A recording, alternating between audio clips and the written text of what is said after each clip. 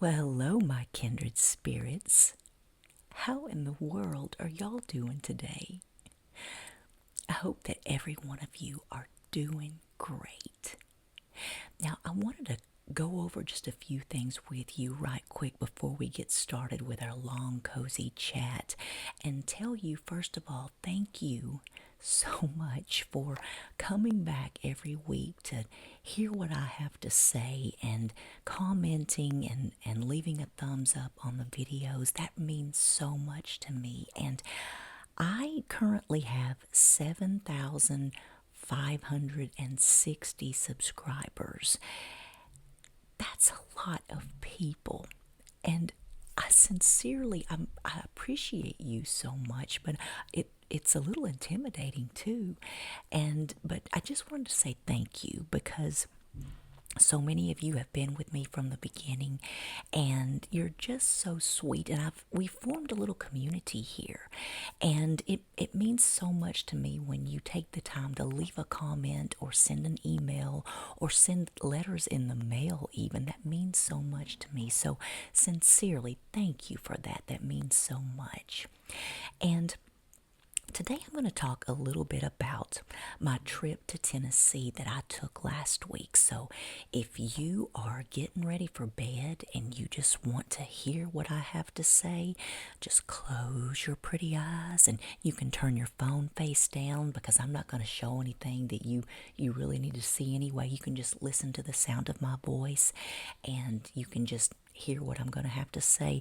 And if you want to watch, I may put in a few pictures here and there, not very many. I didn't take a whole lot of pictures while I was there, but I did want to tell you about the sweet trip that I took to Tennessee last week.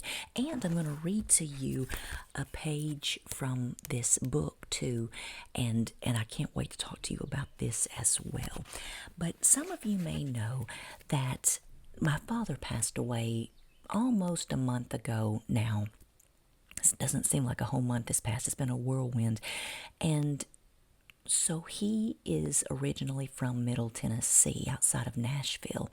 And so he always wanted to be cremated, and then his ashes spread somewhere in that part of the country. So I went down there sort of on a scouting trip to find a place to have his service, first of all, and then second of all, I did go down there because I have a first cousin twice removed who is our family historian, and we spent the day together.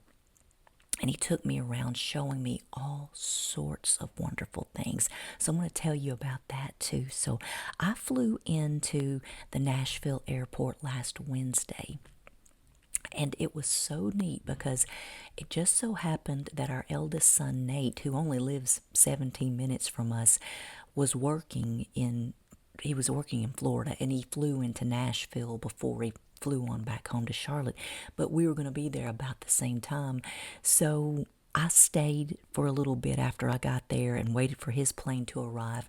And then we had breakfast together and we just sat and talked and had the best time. But I see him every week, sometimes twice a week. But it was fun to see him in Nashville. And so then I rented my car and I got on the road and I drove down to Waverly, Tennessee. And that's where I lived until I was 10.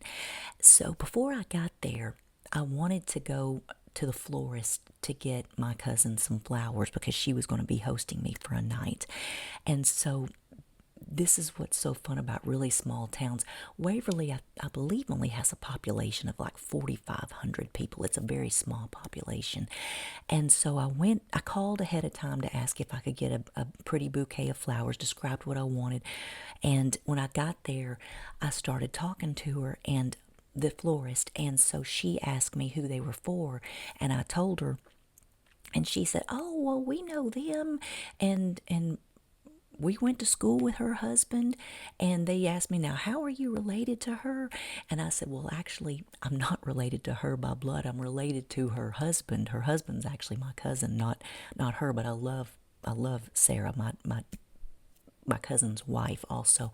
So They knew, it's so funny, they knew my entire family, my extended family, and then they asked me who I was, and I told them, and they already knew all about my father passing away, and he was kind of a big deal down there a long time ago before we moved, and so it was so sweet and so heartwarming. And then as I got in the car, I buckled the flower arrangement into the seat belt next to me so it wouldn't shift and spill.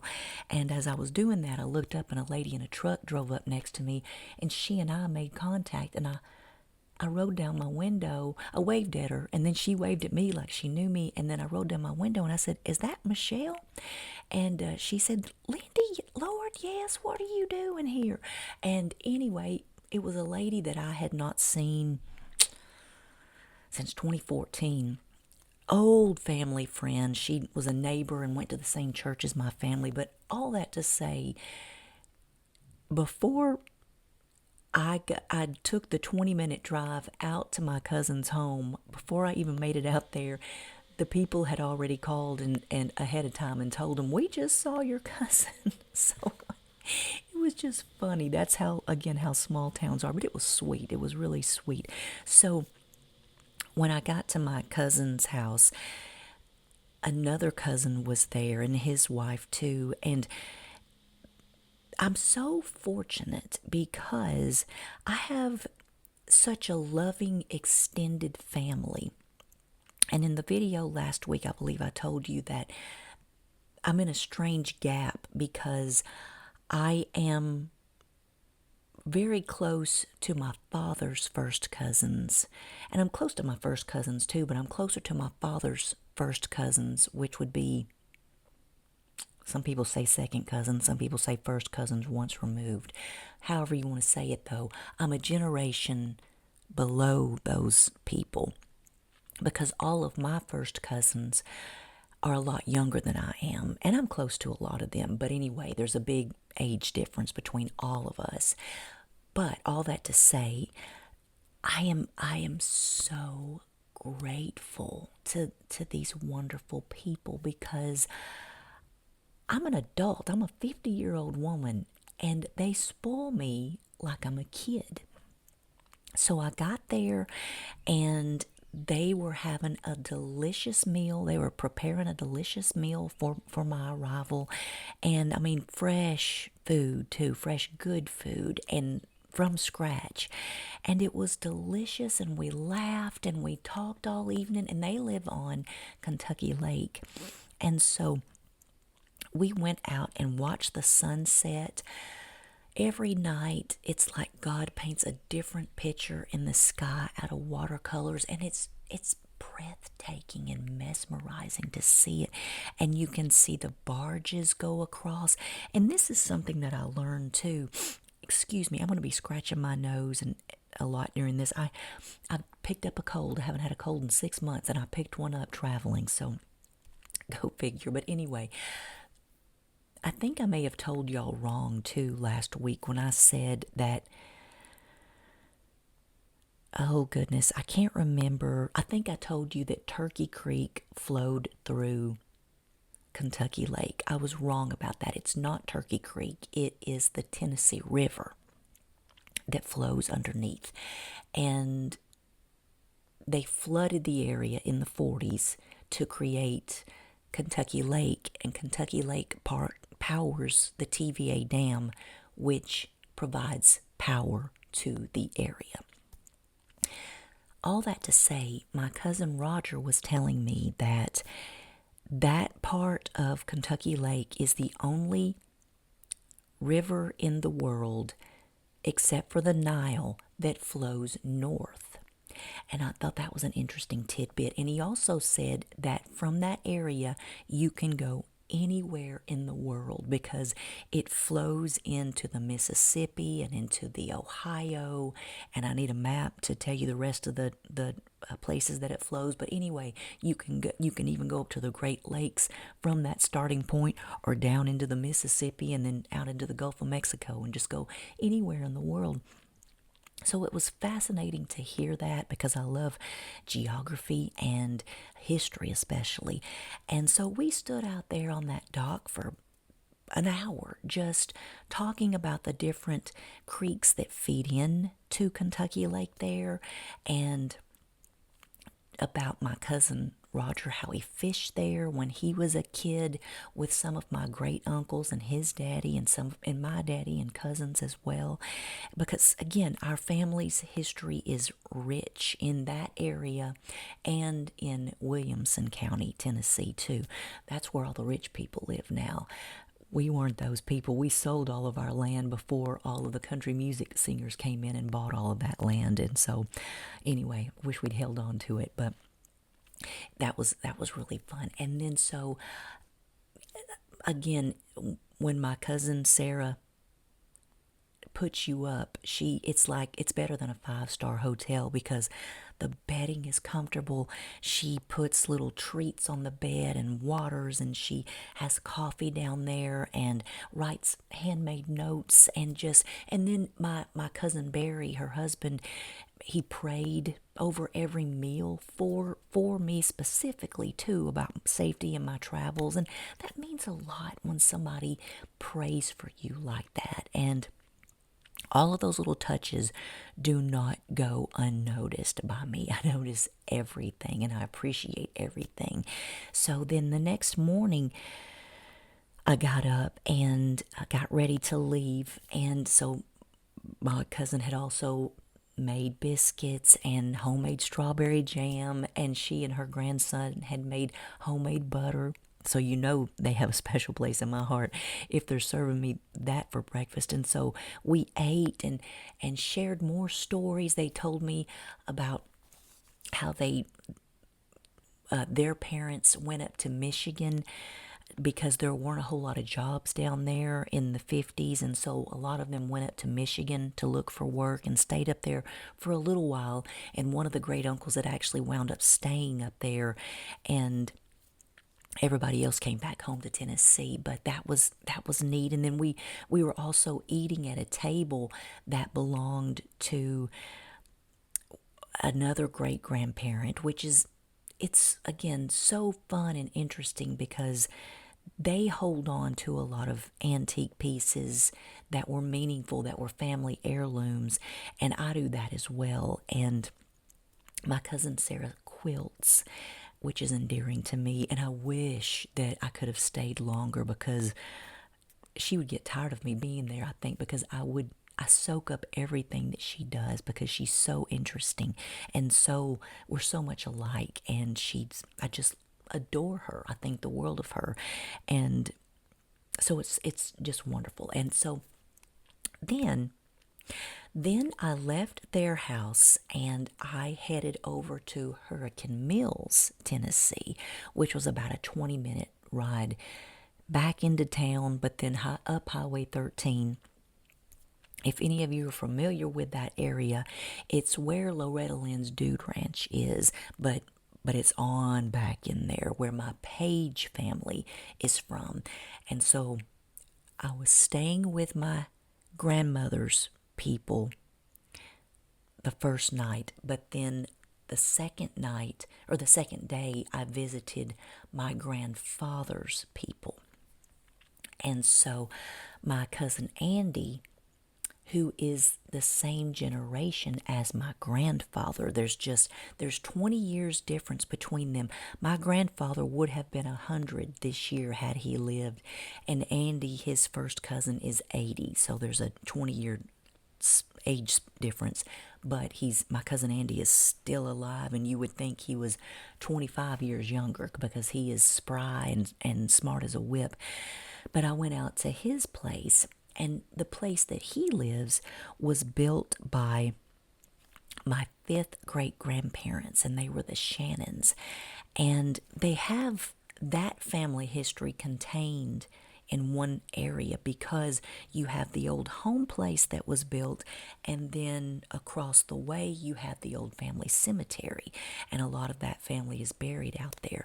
But one of the things that he did, and I was so grateful for this, is he took me out to the original Page land, which is sitting right behind the mill at Loretta Lynn's Dude Ranch. And evidently my Page ancestors once owned that piece of property, but they sold it. But because a lot of Page ancestors owned it, they're buried out there. And I remember being about 8 or 9 years old, riding around out there with my great grandmother, and her telling me that some of her grandparents or great grandparents even were buried out there behind the mill at Loretta Lynn's, but she didn't know where it was, and she said she'd probably never be able to see their graves again because she just didn't know where it was located. Well, here it is 40 some years later, my cousin took me out there. And it was so beautiful. The land is a cattle field now, and it was just a beautiful area. Lots of ponds that are spring fed. There's a lot of springs in the ground out there, and so just a beautiful, beautiful part of the country. Lots of rolling hills. And unfortunately, since the graveyard was also in a fence where the cows were kept, at one time the graveyard did have a fence around it, but the cattle over time have knocked it over, and then also the gravestones were knocked over. But we did find several different gravestones of ancestors, of our Page ancestors. Some were marked, some were so old that they were no longer legible if they even were marked. And I took some pictures, and my cousin had brought out some vinegar and water, and then a scrub brush too. We were trying to scrub off some of the graves to try to get a clearer names out there, but I think we could only see one name on one of those gravestones, and then there was a date on another one, but that's all we could see. But it's such a shame because again they were knocked over, but I was happy to be able to see that again. That was so neat to be able to see those, not again for me, but I got to see it, and it was a mystery all those years after my great grandmother telling me about it when I was a little bitty girl. So then we drove back out to the old home place, and we it's so interesting how my cousin has turned part of his home into a museum. The original part of the home that was built in 1824, actually, he has redone, and then that's the museum part of the house, and then he built onto it into the place that they primarily live. So he took me into the museum part, and he has document after document of papers and printed articles, things that have been printed off from the courthouse, and just things that were kept over the years, things that they found in the home, things that they found buried underneath the home. And it was mesmerizing to see all of the information that they had. And he told me, I need to just come out there and sit out and someday and just pour through that information. I took a lot of photographs. I took a lot of pictures, and then pictures of documents. Thankfully, his mother, my great Aunt Jewel, was a historian, and she kept a lot of things. But Andy gave me a piece of violin rosin. Evidently my great grandfather played the violin, and so she gave me a piece of violin rosin in a little box that was his. And then Andy also gave me a pin that was carved out of a tree that was in front of the house that had fell down, and he had a woodworker take all that wood and make a bunch of pins out of it, ink pens. And so I was grateful to have that, because what a treasure, an ink pen made out of the wood from those very old oak trees. I don't know how old they were, but that was a treasure for me to have. So his wife Judy fixed us a delicious lunch. She made us homemade chicken and rice soup and a good chicken salad and fruit and a delicious cake that was like a coconut cake. It was mouth-watering. And then she was serving peach tea. She kept calling it peach tea, and I was crazy about it. And I said, how did you make this? I have to know how you made this. And she said it was Crystal Light, and I haven't drank Crystal Light in years. So anyway, first thing I did when I got back home and went to the grocery store was bought some peach crystal light. And so I just love to go places and pick up information and bring it back home. And so that was good too. But then after we had a nice lunch, Andy drove me out to some of the land that was, again, if you're familiar with that area, there, the Highway 13 runs from Perry County, which is south of Humphreys County, on up to through Humphreys County and then up to Aaron, Tennessee. And I don't know the name of the county. Somebody does, because one of y'all have watched this video and commented before that you're from Aaron. I don't know that county, but anyway, 13 runs. I know it runs further than that, but either way, he was showing me where old Highway 13 ran. And it actually ran on his property, and he drove his mule out there, not a real mule, but a motorized vehicle, and we drove out through there. And he showed me where it used to cross over, and he showed me where the old Tankersley Bridge was. Tankersley was also a family name as well, and so that was neat to see. And again, I just can't express to you, unless you just love your family history too, you're not going to feel all of these feelings of intrigue and fascination and appreciation. And I don't know that I'm going to be able to convey it to you that I'm feeling, but it was just so wonderful. I'm so grateful that I was able to fly down there and take that trip and down memory lane and down a history lane with him like that. And so then after we drove down there, we headed back to the house once more. We walked through my Uncle Pete's home, which was built, I believe, in the 50s. And it was on the same land. And that was neat going back through that house, because I used to go into that house when I was a little girl and we had family reunions out there. And then, so that was neat to be able to see that again. And then we walked over to the graveyard, and my great-grandparents are buried out there, and my fifth grade great-grandparents are buried out there. I mean, I have a lot of history buried out there. And to me, that is such sacred ground. It's even when I lived in that part of the country and I could visit it, and I did visit it at least once a year, all of that still felt like a very sacred ground. It is the land of my ancestors, but it felt sacred to me, and because there was so much history there, and I have such an appreciation for that.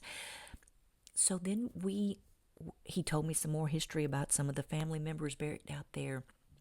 Then we went back to the house, and then I went ahead and left.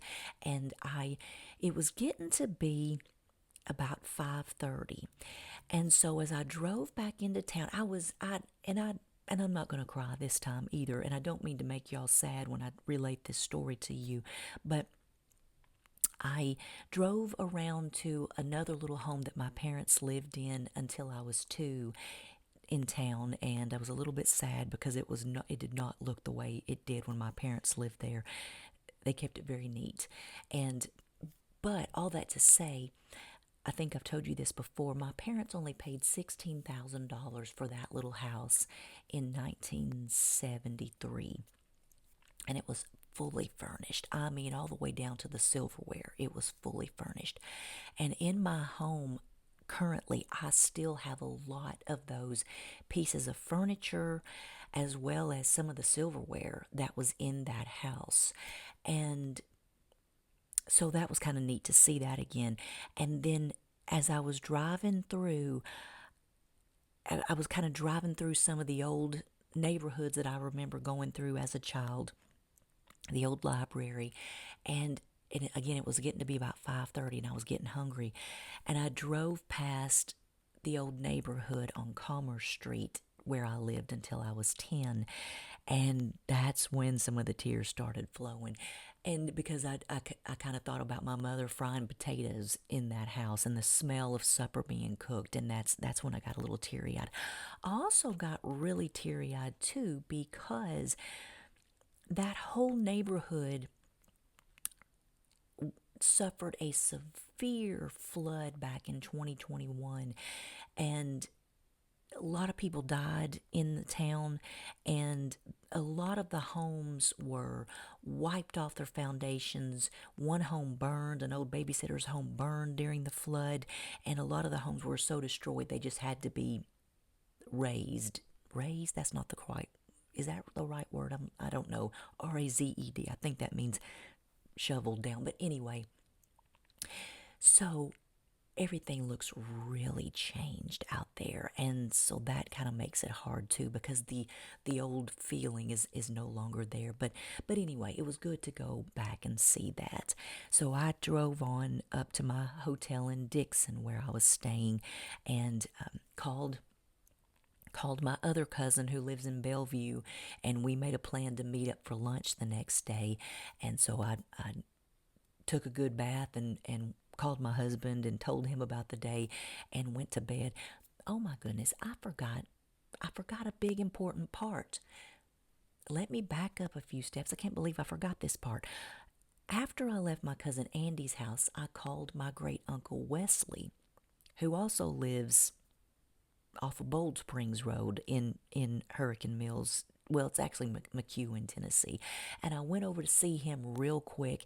He is the most precious person in the whole world. He's 90. And so he is my grandmother's he's my grandmother's youngest brother and the last of the 8 siblings alive in that family. He is still he is much younger acting than 90. He looks much younger than 90. He was a lineman for Meriwether Lewis for many, many years. So I stopped by to visit my Uncle Wesley for a little while, and God love him. He used to be the song leader for the church that we went to when I was a kid, and I can still hear his voice singing. And I think I've talked about that before on my videos. And so I adore him. He's so sweet. And when I called him, I said, Uncle Wesley, this is Lindy. And I said, I'm in town. I said, would it be okay if I came over to see you for about 10 minutes? And he said, 10 minutes? You come see me for 10 hours? And he said, I love you, girl. And so I went to see him, and we talked for a little while. And then while I was there, I told him about coming down and visiting my cousin Andy, where I was thinking we would have my father's memorial service.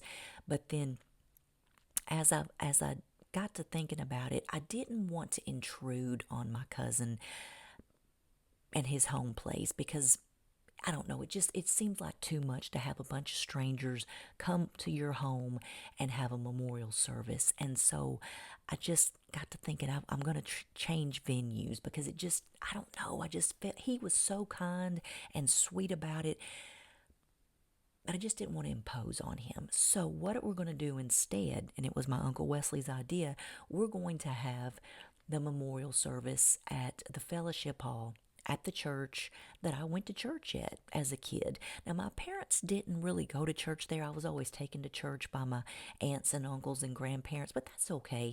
My father was a Christian, and that is okay. He will be fine with that.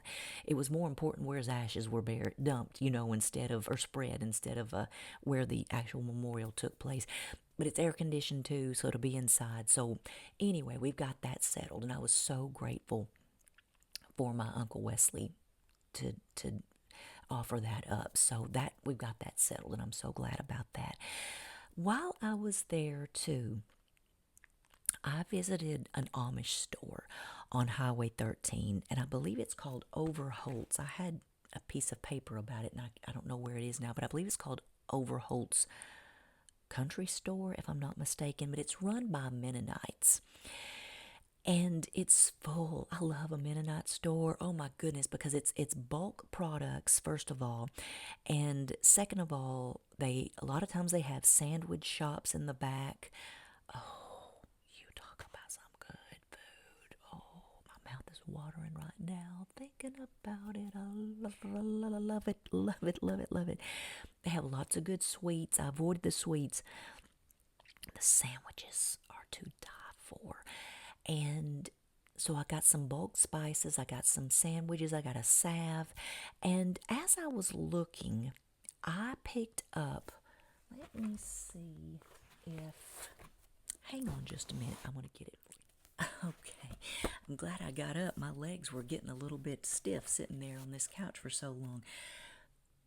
I picked this up. This is called Scrapbook of Ideas #2 for Christian Workers in the Home, in the School, and in the Church. And it's by Vera Overholt. So it says she's got a P.O. box in Florida. So I'm almost wondering if the Overholt business is a chain. I'm not sure. If any of y'all have ever heard of that somewhere other than in Tennessee, let me know. There are a lot of Mennonite stores, though. There's another one out there at Cane Creek, too. So there's a lot of Mennonite stores in that area.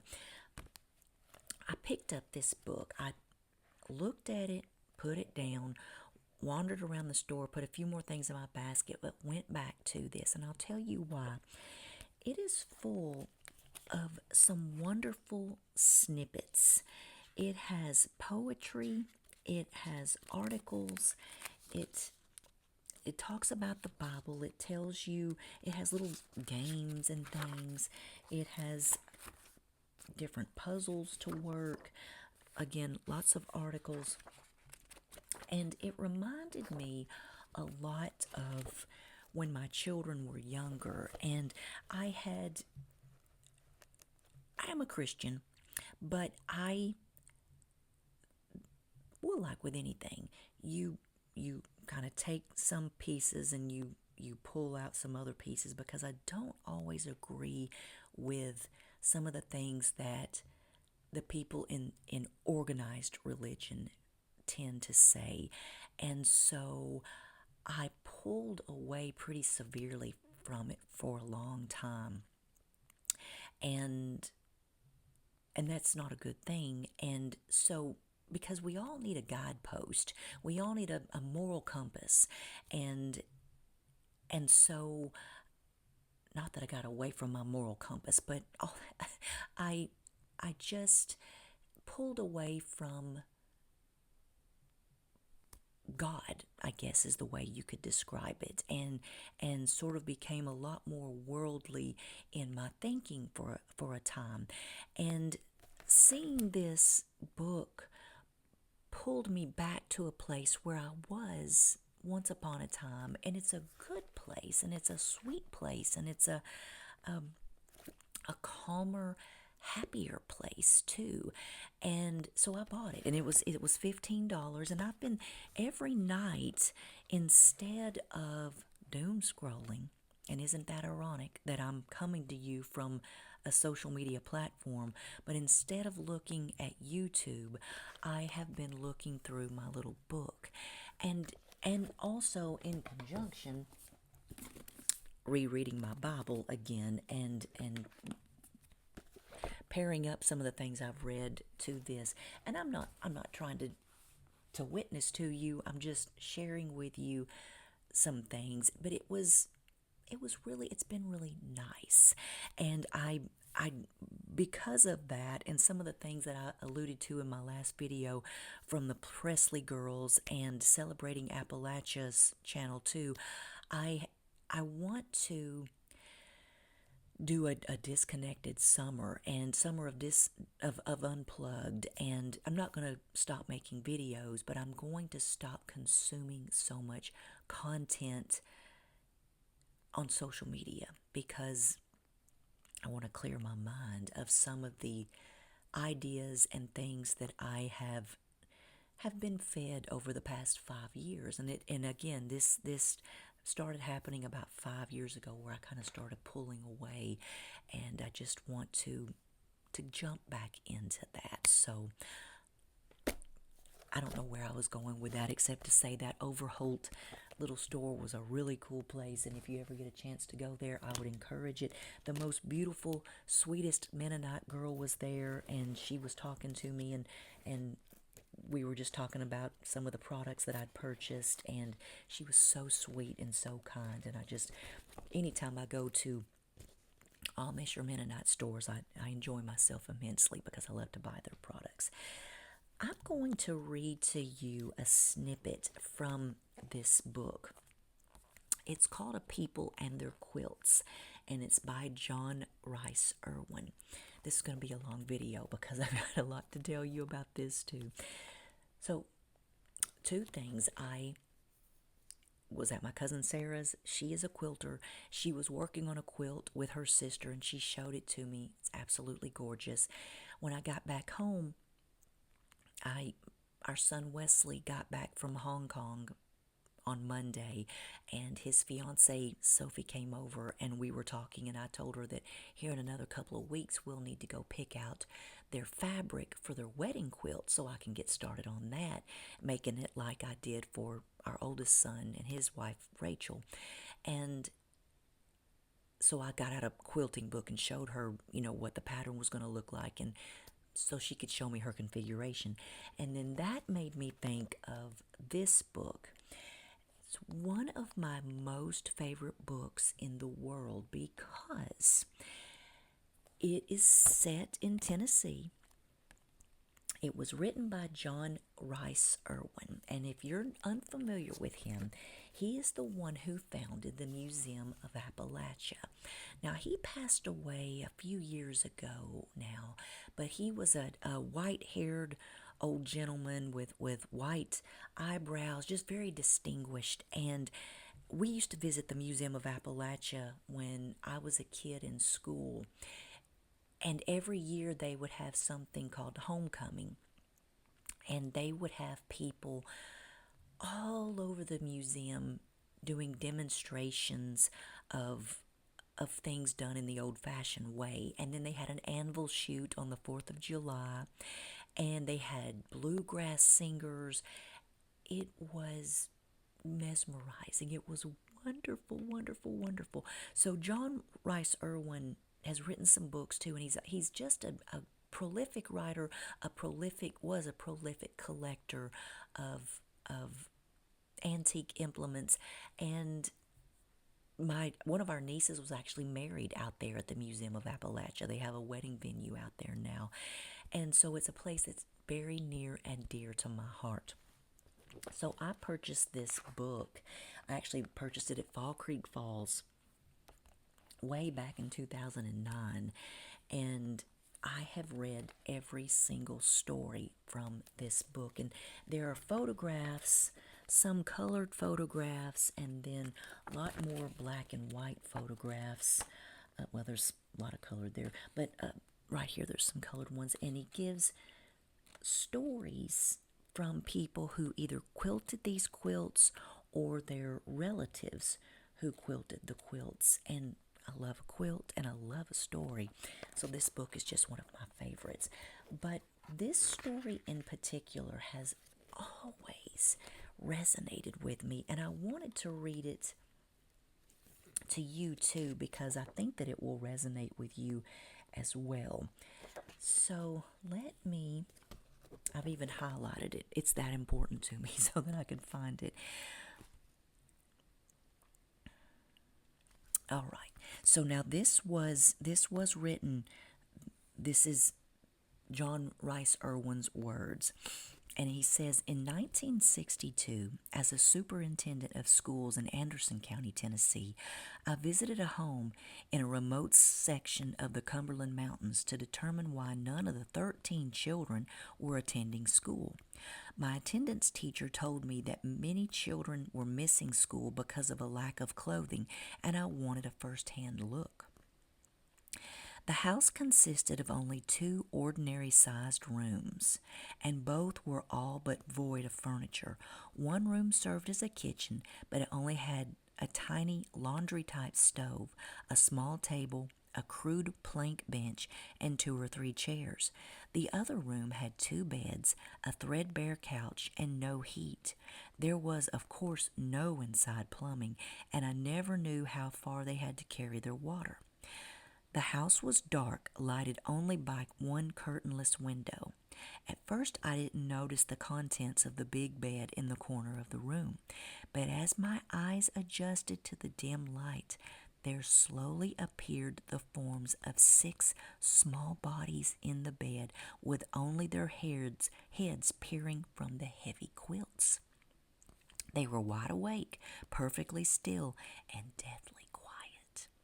My assumption that they were sick was quickly dispelled when their mother told me that they were in bed to keep warm. We ain't got no heat. Ain't none of 'em had enough clothes to keep 'em warm, so it's just keep 'em in bed or let 'em freeze. If it weren't for the bed kivers, I guess we'd all freeze. I never passed that little shotgun cabin hanging on the side of a steep bank without thinking of those children lying there in the late afternoon, peering wide-eyed and silent from under the big patchwork quilt. And the quilt was the only colorful object in the otherwise drab and austere little house. 20 years later, in 1982, several of these same children visited me, and I was amazed at how healthy and prosperous they appeared to be. One was a postal employee in Birmingham, one was a school teacher in Ohio, and all the others had respectable jobs and seemed to be well-adjusted middle-class citizens. Fantastic book if you like to read stories like that and you enjoy quilts or quilting as well. And it's centered in Tennessee. Some of the stories I think go into Kentucky, maybe into Georgia, but again, it's mostly centered in Tennessee. So I highly recommend this book. Well, my precious friends, I hope that was enjoyable to you. I hope that you learned something. As always, I hope you learned something. But most importantly, I hope that you found it relaxing. And again, I just want to say how much I appreciate each and every one of you sticking by me and watching the channel, and it's fun to watch that number go up, even though it's a little intimidating of subscribers. But please know that I appreciate each and every one of you. And if you're still around, hit that like button. Give me a thumbs up if you wouldn't mind. And let me know in the comments section if you have ever visited a Mennonite store or an Amish store in your area, and what are some of your favorite things to purchase. I would love to know. Y'all take good care, my friends, and I can't wait to see you on the next video.